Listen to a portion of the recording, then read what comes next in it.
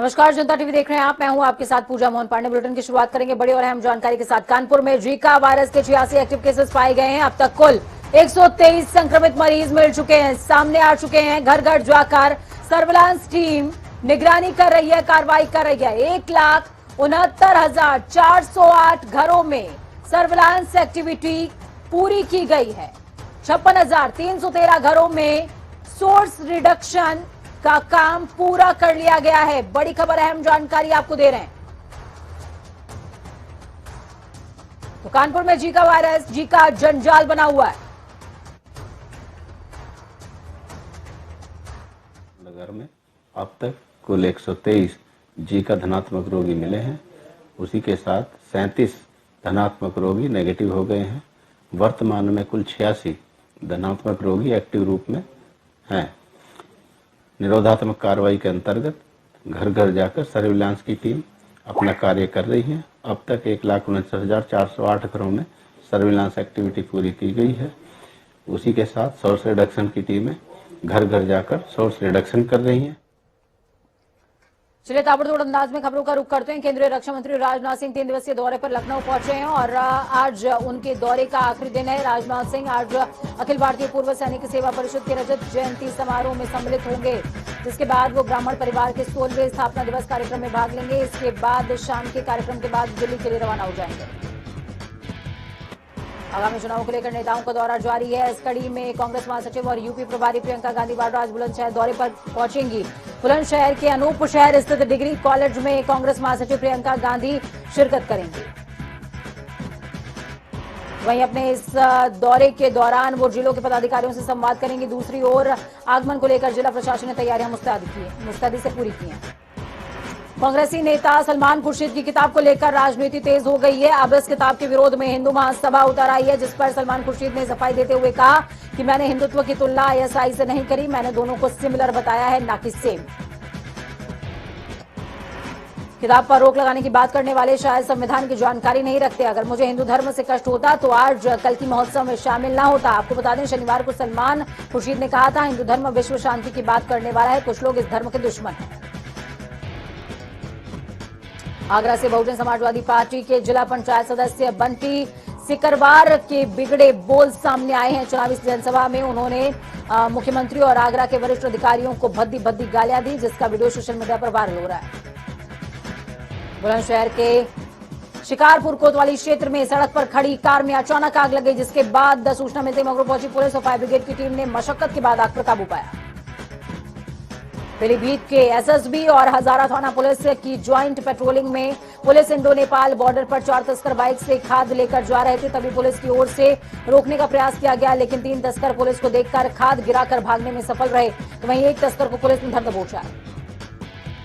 हमीरपुर के जरिया थाना क्षेत्र में मुखबिर की सूचना पर मौके पर पहुंची पुलिस ने कई दिनों से दहशत फैलाने वाले 2 दिन पूर्व पेट्रोल पंप पर ताबड़तोड़ फायरिंग और ताबड़तोड़ फायरिंग करने वाले बिच्छू गैंग के शातिरों को पुलिस ने धर दबोचा।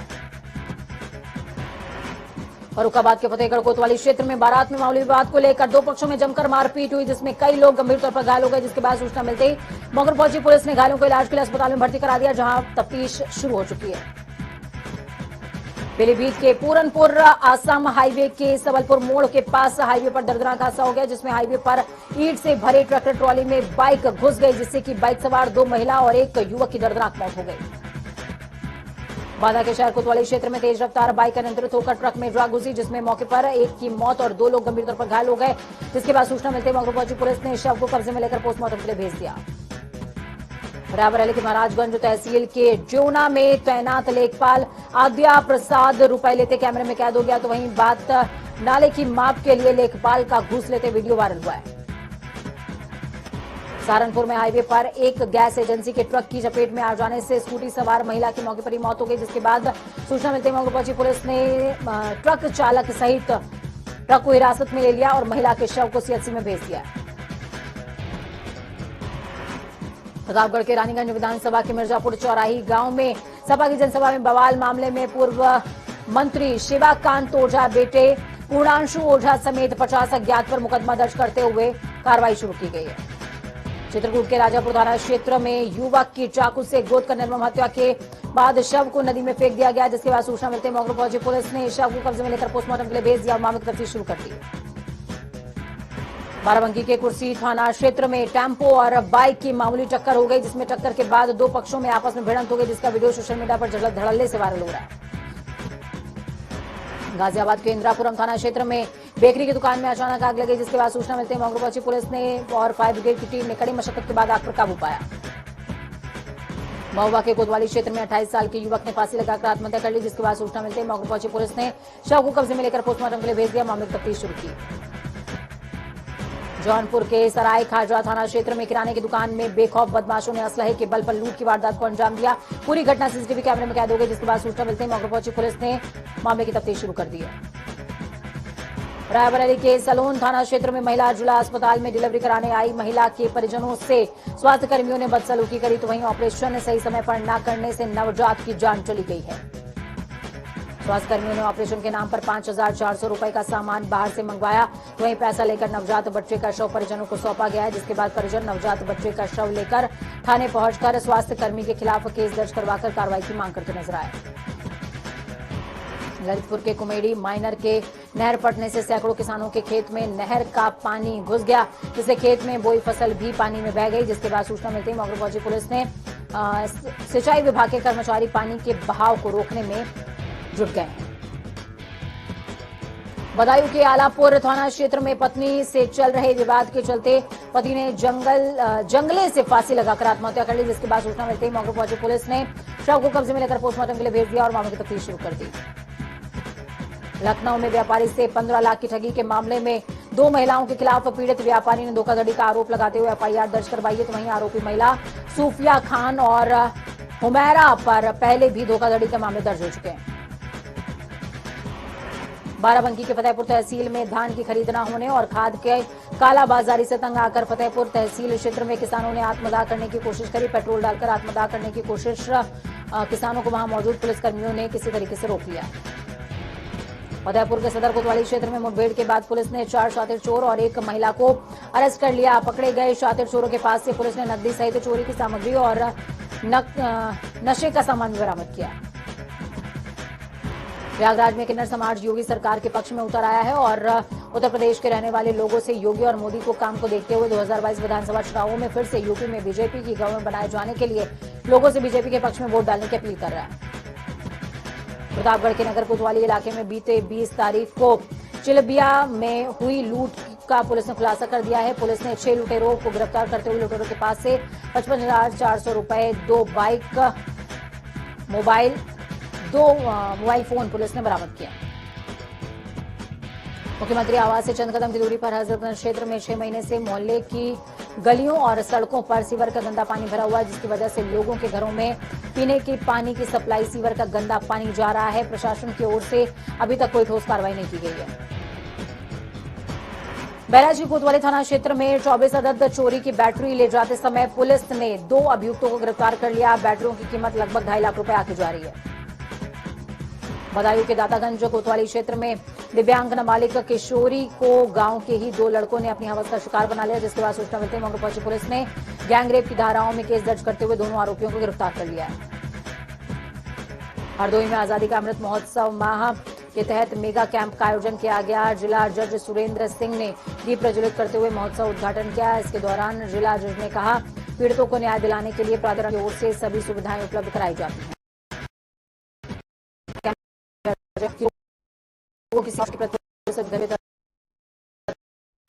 ने कहा कि महिलाएं जागरूक और समाज में फैली का।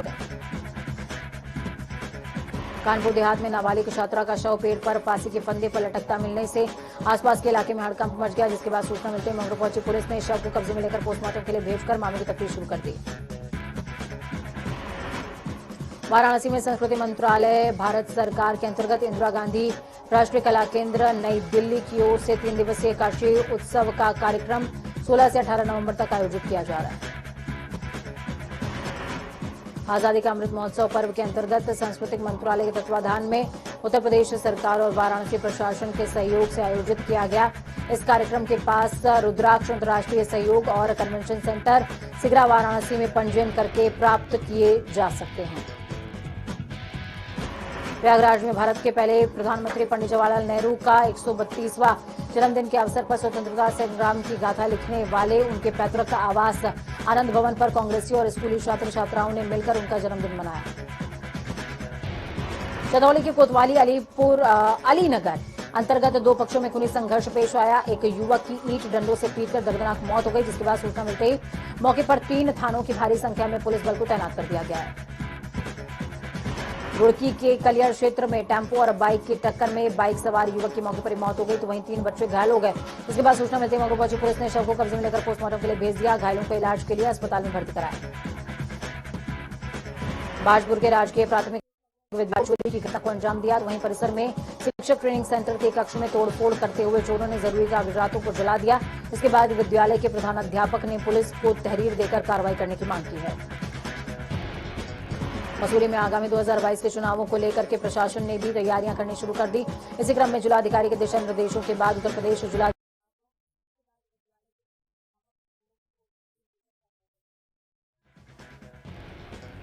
मसूरी में आगामी 2022 के चुनावों को लेकर के प्रशासन ने भी तैयारियां करनी शुरू कर दी। इसी क्रम में जिलाधिकारी के दिशा निर्देशों के बाद उत्तर प्रदेश जिलाधिकारी मसूरी की ओर से मतदाता सूची में नाम अंकित करवाने को लेकर बीएलओ को दिशा निर्देश दिया गया है। हल्द्वानी के MBPG कॉलेज में छात्राओं का आंदोलन थमने का नाम नहीं ले रहा। छात्राओं ने जहां तो जीका के और नोरो वायरल अस्पतालों को अलर्ट पर रखा गया है। कानपुर में जीका संक्रमितों की संख्या 108 पहुंच गई, तो वहीं अभी तक प्रभावित क्षेत्रों में 116 मच्छरों के सैंपल जांच के लिए भेजे गए हैं। भाजपा सरकार के कैबिनेट मंत्री और शासकीय प्रवक्ता सुबोध उनियाल ने पूर्व मंत्री हरीश रावत को चुनौती देते हुए कहा कि संन्यास लेने की तैयारी कर लीजिए, क्योंकि प्रदेश सरकार में पौने 5 सालों में 11,056 लोगों को नौकरी दी जा चुकी है और 8,527 पदों पर चयन की प्रक्रिया चल रही है, जबकि 4,097 पदों के लिए विज्ञापन जारी हो चुका है। कुल मिलाकर के 23,680 पदों में से या तो चयन की प्रक्रिया चल रही है या तो भर्ती प्रक्रिया पूरी हो चुकी है। उन्होंने उत्तराखंड अधीनस्थ चयन आयोग और उत्तराखंड लोक सेवा आयोग के माध्यम से हुई भर्ती के आंकड़ों के जरिए पूर्व मुख्यमंत्री पर निशाना भी साधा है। उनियाल ने कहा, हरीश रावत स्थान और समय बताएं, वहां पर 3,200 भर्तियों की सूची लेकर पहुंच जाऊंगा ताकि वो संन्यास ले सकें। उनियाल प्रदेश भाजपा कार्यालय में पत्रकार वार्ता को संबोधित कर रहे थे। इस दौरान उनके हाथ में खनन और सरकारी नौकरियों के आंकड़े भी मौजूद थे।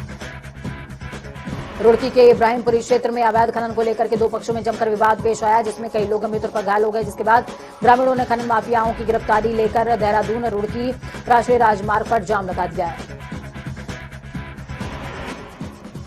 कानपुर देहात के रूरा थाना क्षेत्र में गाली गलौज देने के मामले में आक्रोशित युवक में अधेड़ के साथ मारपीट शुरू कर दी, जिसके बाद घायल को इलाज के लिए अस्पताल में भर्ती कराया गया, जहां इलाज के दौरान अधेड़ की मौत हो गई।